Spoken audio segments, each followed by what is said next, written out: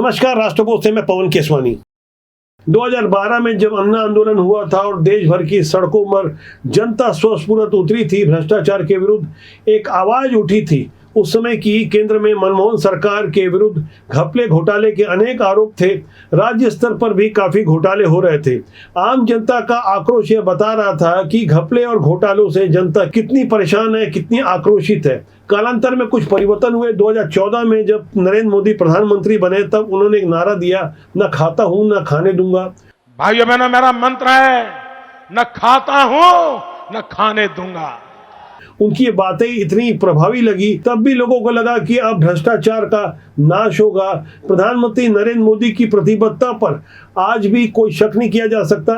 ईमानदारी से कई काम हो रहे हैं, लेकिन राज्य से लेकर जिला स्तर पर जिस तरह से आज भी बड़े पैमाने पर भ्रष्टाचार हो रहे हैं, उन्हें जानने समझने के बाद ऐसा लगता है कि अकेले नरेंद्र मोदी के बूते ये बात नहीं है। जब तक जनता जागरूक नहीं होगी, तब तक छत्तीसगढ़ जैसे एक छोटे से राज्य में हर साल 700 करोड़ रुपए अकेले शिक्षा विभाग से घोटाला नहीं रुक पाएगा। जी हाँ, फिगर इसके आसपास है।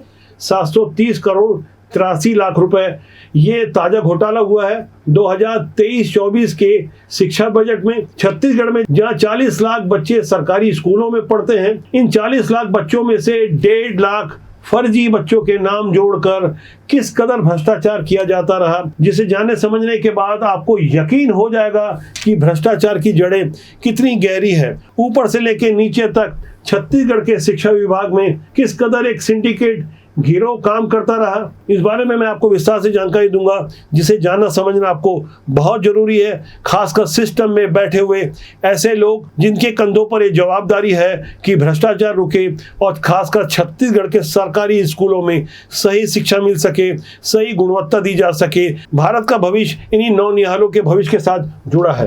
केंद्र की मोदी सरकार ने देश के सभी सरकारी स्कूलों को यूडाइस यानी United district information system for education, जिसे हिंदी में एकीकृत जिला शिक्षा सूचना प्रणाली कहा जाता है, इसके साथ जोड़ा है। देश के हर सरकारी स्कूल को एक यूनिक नंबर अलॉट है। इस पोर्टल में स्कूल से जुड़ी हर गतिविधि की जानकारी डालनी होती है। सत्र 2021-22 तक स्कूलों को छात्रों की कुल संख्या भरनी होती थी, लेकिन 2022-23 में एक बड़ा परिवर्तन हुआ। संख्या के साथ नाम भी लिखा जाना अनिवार्य कर दिया गया। यहीं से एक बड़े भ्रष्टाचार की शुरुआत हुई। छत्तीसगढ़ में इस वक्त 40 लाख से ज्यादा बच्चे सरकारी स्कूलों में पढ़ते हैं, जिसमें 1.5 लाख नाम फर्जी पाए गए। ये बहुत बड़ा भांडाफोड़ हुआ है। इसी भांडाफोड़ के बाद पता चला कि छत्तीसगढ़ में इस वक्त जो 19,489 करोड़ का स्कूल शिक्षा का बजट है, इसमें से 730 करोड़ रुपए का गोलमाल यानी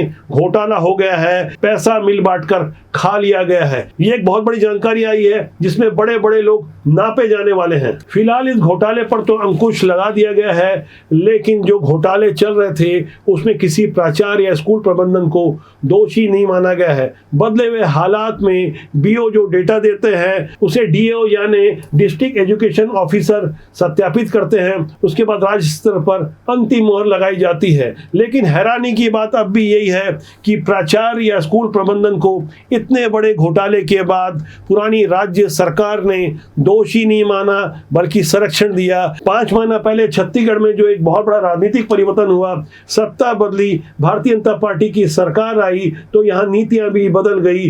नए बदले हुए हालात में पुराने सिस्टम की जब पड़ताल की गई, तब यह घोटाला सामने आया है। मोदी सरकार ने राज्यों को विद्या समीक्षा केंद्र यानी VSK स्थापित करने के लिए फंड जारी किया था। छत्तीसगढ़ को साल 2022 में 5 करोड़ का फंड मिला था, लेकिन उस समय के स्कूल शिक्षा विभाग के सचिव डॉक्टर आलोक शुक्ला ने इतनी प्रभावी योजना को बेकार मानते हुए इस योजना को लागू करने से ही इनकार कर दिया। लेकिन छत्तीसगढ़ में जैसे ही सत्ता परिवर्तन हुआ, वहां से माध्यमिक शिक्षा मंडल के द्वारा न केवल एक बड़ा सेटअप तैयार किया जा रहा है, बल्कि भिलाई के IIT में एक नया सॉफ्टवेयर भी बनकर तैयार हो रहा है। अब मैं आपको आगे जानकारी दूंगा तो आपको हैरानी होगी कि छत्तीसगढ़ के सरकारी स्कूलों में एक एक बच्चे के पीछे केंद्र और राज्य की सरकार मिलकर 50,000 रुपए सालाना खर्चा करती है। ये खर्चा कैसे होता है,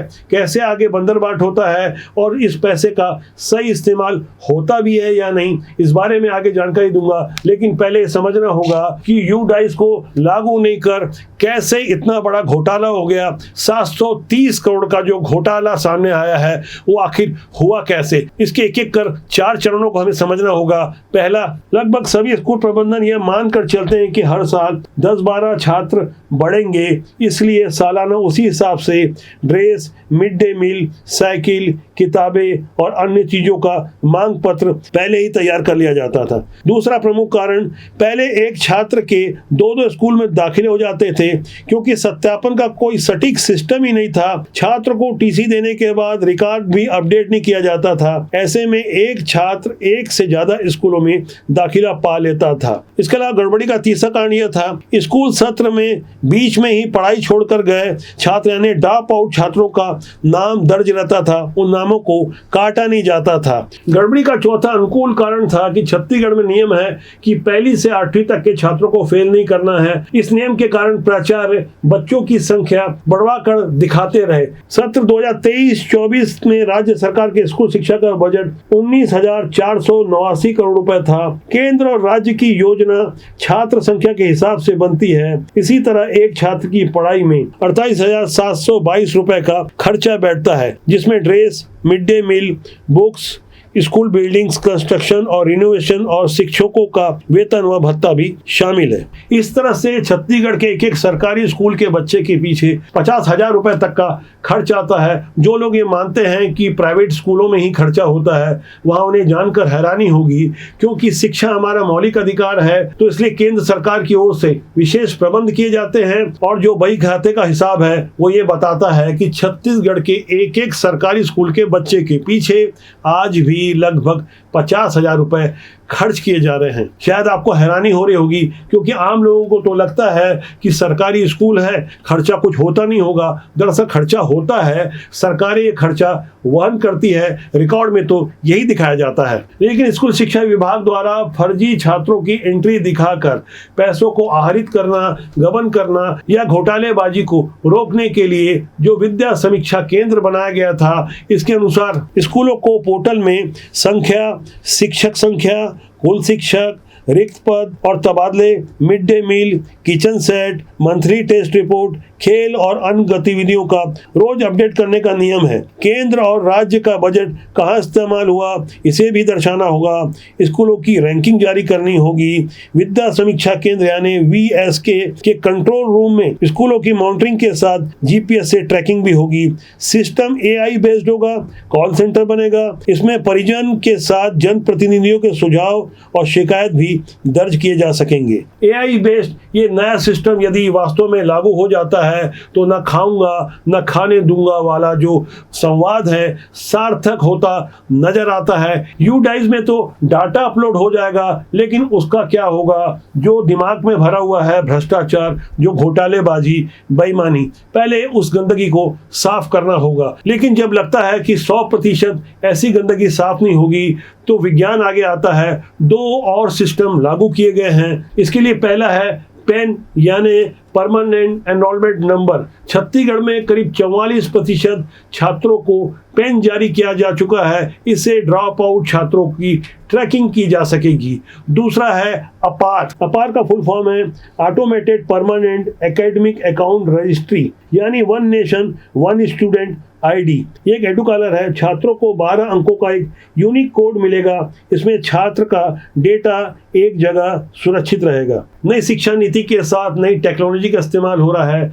केंद्र की सरकार का यह उद्देश्य है कि 2030 तक एक भी ड्रॉप आउट छात्र देश में न रहे। लेकिन ऐसी सर्वोत्तम योजना को जिस तरह से पलीता लगाने की तैयारी हो रही है, खासकर छत्तीसगढ़ में जिस तरह का घोटाला हुआ है, ऐसे ही घोटाले अन्य राज्यों में भी हुए होंगे। लेकिन आज हम चर्चा छत्तीसगढ़ की कर रहे हैं, जिसमें साफ तौर पर राज्य की पूर्ववर्ती भूपेश सरकार की संलिप्तता नजर आ रही है। प्रथम दृष्टया यह अपराध 730 करोड़ से कहीं ज्यादा का है। सोचिए, यदि ईमानदारी से ये 730 करोड़ रुपए बच जाते तो छत्तीसगढ़ के सरकारी स्कूल में पढ़ने वाले बच्चों के भविष्य के लिए कितने ज्यादा बेहतर काम हो सकते थे। लेकिन बेईमान सिस्टम में जिस तरह से भ्रष्टाचार का दीमक लग चुका है, तो इसके लिए पेस्टिसाइड का छिड़काव भी जरूरी है। जब तक कड़े प्रबंध नहीं किए जाएंगे, तब तक नैतिकता का पाठ पढ़ाने वाले ऐसे चंद बेईमान अपनी बेईमानी से बाज नहीं आएंगे। जब कड़ा एक्शन होगा तो औरों को भी सबक मिलेगा। 1985 में तब के प्रधानमंत्री राजीव गांधी ने उड़ीसा के कालाभांडी और उसके आसपास फैली भूखमरी की समस्या को देखने के दौरान एक संवाद प्रस्तुत किया था।